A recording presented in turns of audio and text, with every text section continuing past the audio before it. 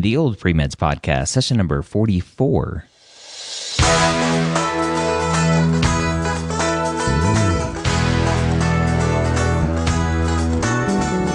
You're a non-traditional student entering the medical field on your terms. You may have had some hiccups along the way, but now you're ready to change course and go back and serve others as a physician. This podcast is here to help answer your questions and help educate you on your journey to becoming a physician. Now, welcome back if this is not your first time joining us, and welcome if it is. The Old Pre-Meds Podcast is part of the MedEd Media Network, Medical Education Media Network, which you can find at mededmedia.com. You can see all of the podcasts and other interesting things that we're doing over there. Again, that's MEDED media.com. We take questions directly from the oldpremeds.org forums and answer them here on the podcast. So if you have questions and you're a non-traditional student, or even if you're a traditional student but still have questions, go over to oldpremeds.org, register for an account if you don't already have one. It's free, it's easy, and go ask questions, and we'll hopefully pick it up here on the podcast. Now, a question for this week is from a nontrad who has a very unique backstory of traveling all over the place. And he is interested to know how to approach this on his personal statement. So we've talked a lot about personal statements lately, and here's another question along those same lines. And as you go through this process and you hear some of these questions, or you read the questions in the forums, everybody thinks they have a unique situation. And what you will find out is that every situation kind of fits into a certain bucket. And so this bucket is, how do I write about my past in a personal statement? And so let me ask the question first, and then I'll kind of answer that question about how to write your past in a personal statement. So I'll give a brief overview, because this poster basically gave his whole life of traveling, and it sounds like he's had some amazing experiences living all over the world, and has now rededicated himself to becoming a physician. And so he is talking about how to fit everything into his personal statement. He's got a lot of traveling. He did online courses because his parents threatened to take away his funds for school. His parents had saved some money for him to go to university. And I say university because he's Canadian, and so that's what everybody outside of the U.S. says. In the U.S., we just call it college. So his parents had saved up money for college, and he wanted to go travel, and his parents said, if you travel, we're going to take your money away. And so he signed up for online classes so that he could travel and take classes, which is a good compromise there, I think. And so he now has been working hard in the last few months to gain volunteer hours, research work, shadowing experience, focusing on GPA, studying for the MCAT. He says, however, I'm having a hard time visualizing how all this travel experience and unique approach to my 20s will look in a personal statement, rather than being lazy or avoiding work life.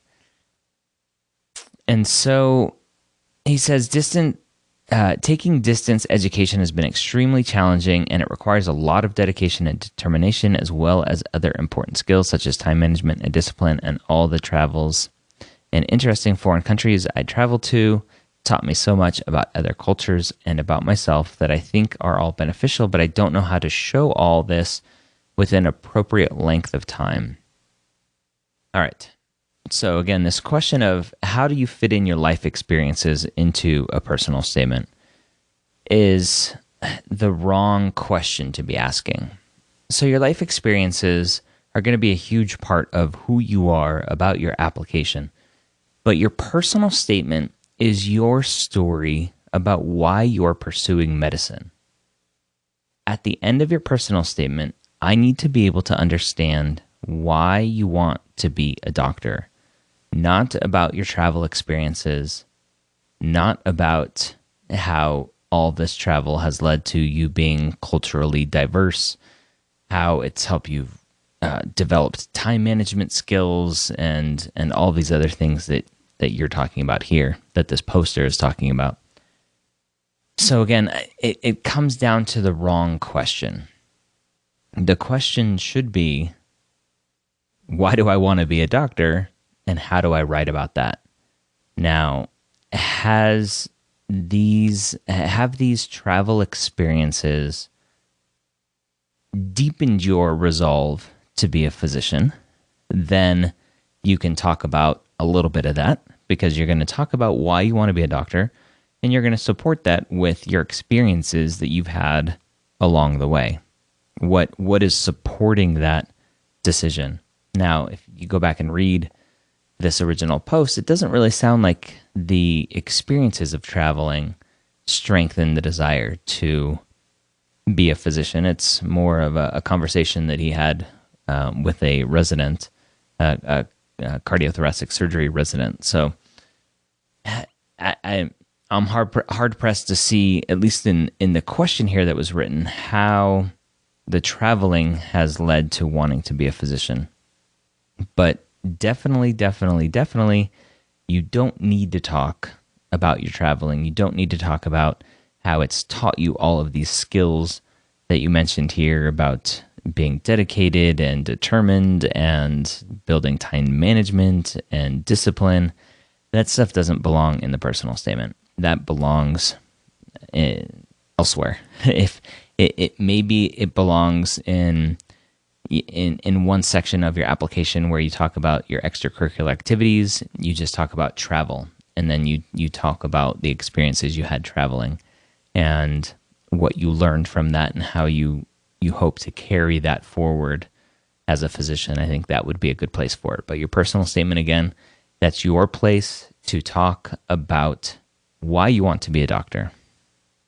That's it. All right. I hope that answered that question.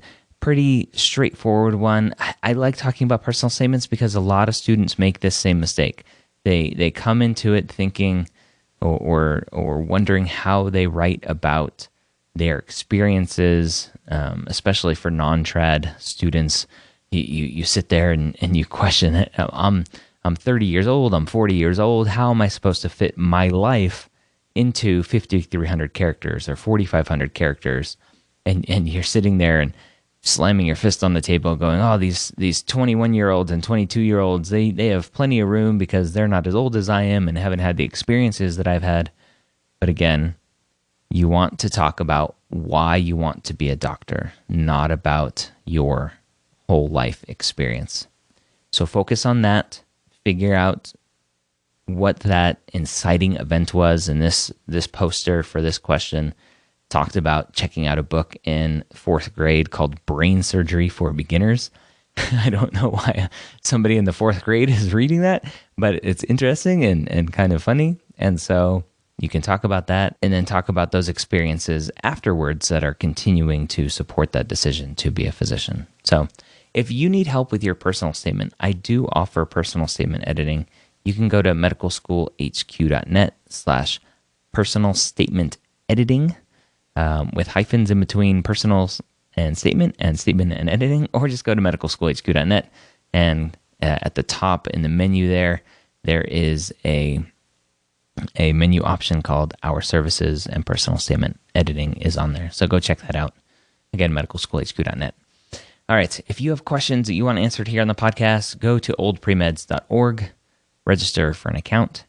Go ask a question, and if we don't get to your question here immediately on the podcast, which again, we only release them once a week, there are the Old Pre-Meds community is phenomenal and is very helpful. So even if we don't answer your question right away on the podcast, somebody will get to your question, hopefully. All right, I hope you got some good information out of the episode today. Go check out, like I mentioned earlier, mededmedia.com. Check out all the other podcasts that we're working on.